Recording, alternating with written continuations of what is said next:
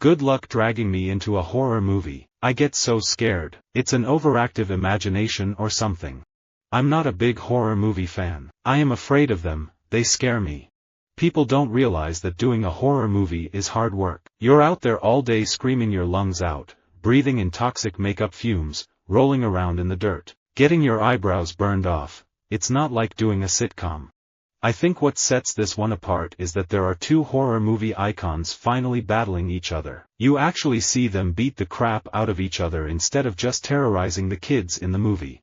It's easy for me to write a horror movie about real stuff because my mind is always going there anyway. I think The Exorcist is the best American horror movie ever made. Friedkin was at the top of his game. Musically, there's a movement called the flatted fifth that's really evil sounding. It was outlawed by the Catholic Church during the Middle Ages. That movement is what gives you a real evil sound that conjures up dark, fantastic images. It's like an audio horror movie. It personifies what a horror movie is about. With the exception of Descent, that was a very conscious thing to make an action or horror movie that was an all-female cast because I hadn't seen anything like that before. Kiss Land is like a horror movie. For me, one of the most perfect times to watch a horror movie is when it's cold and raining outside and there's pretty much no outdoor activity to be done. It kind of sets the mood. When I go see an R-rated horror movie, I want lots of violence. For me, it's very easy to write a horror movie that's just a succession of scary sequences, but it's hard to find horror movies that have a genuine theme to them that are really exploring some aspect of our psychology and our fears. The horror movie will not go away. Look at the change in the Hollywood landscape as a signifier of its durability. At one point it was just one of many styles of films called product that between, say, 1930 and 1970, the movie city ground out like sausages or hula hoops at a rate of 4 or 5 a week. I'm not really a horror movie fan. I'm always jumping in my seat or gasping during a good horror movie. People want to be disturbed when they go see a horror movie.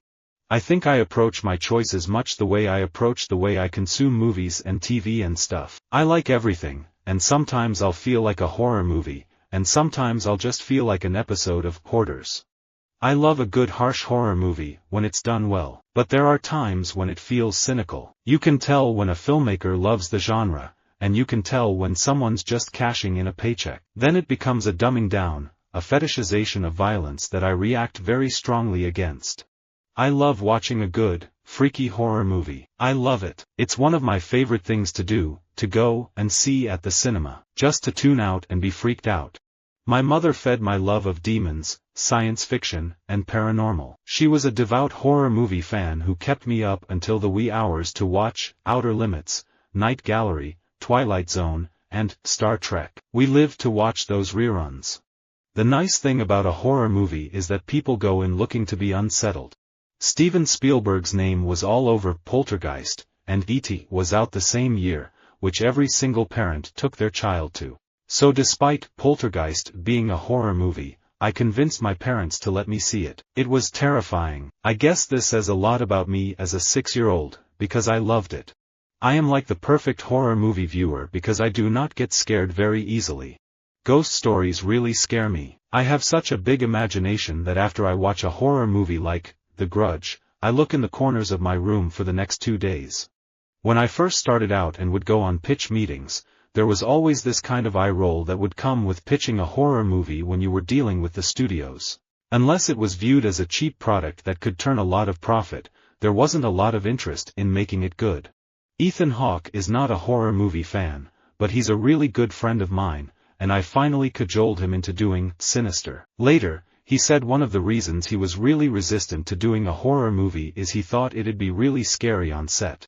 Then my first film was something called Cannibal Girls, which sounds like a horror movie but was actually kind of a goofy comedy with horror elements. Like a horror spoof. I think I've only done one horror movie, Psycho 3. That was a walk in the park compared to a romantic comedy. I always laugh because people assume I love horror because I do a horror movie, but I'm not a huge horror fan. I just wanted to be a part of something that's a horror movie that scares you. I don't buy into any of that hogwash. They put that out to sell tickets. It's just a classic horror movie, with the Greek drama formula of good versus evil, and lots of fear. I'm a huge horror movie fan, beyond belief. With a horror movie, you don't want to anticipate where things are going to go. I ain't gonna get this, it's a horror movie, it's hard to act scared. There are moments in Body Snatchers that touch the sort of thing that I find scary, like isolation and the inability to trust even familiar things. But, is that a horror movie, or a thriller? I don't really know the difference. I love horror movies. I mean, who doesn't like a good horror movie every once in a while? It's fun to get scared. We're gonna try and bring on all the different aspects of horror movie making and bring on guests and show all these old 50s B movies. Not the real corny ones, the real cool ones.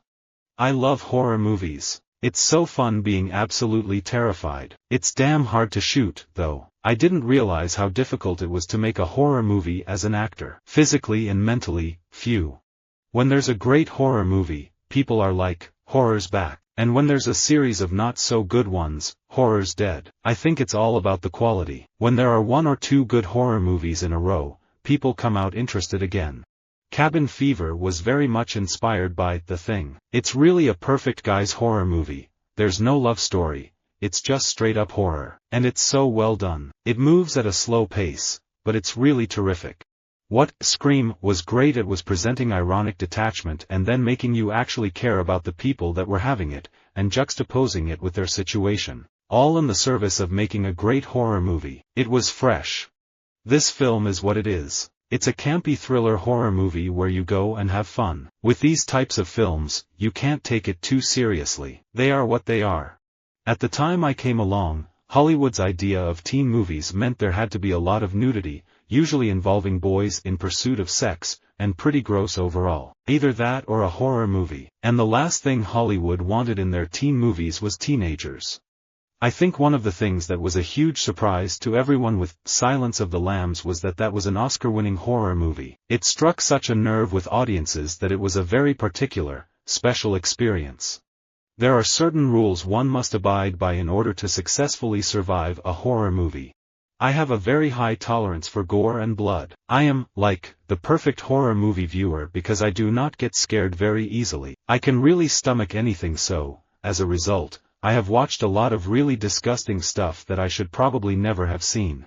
I like making sci-fi movies because I like watching sci-fi movies. I like watching horror. I like being in a horror movie. I'm a fan. My perspective's a little different just because I get to participate as well as spectate.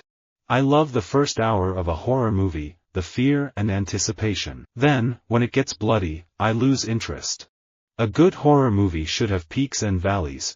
A good horror movie should move you emotionally. A good horror movie should be exciting to watch and energizing in a weird kind of way.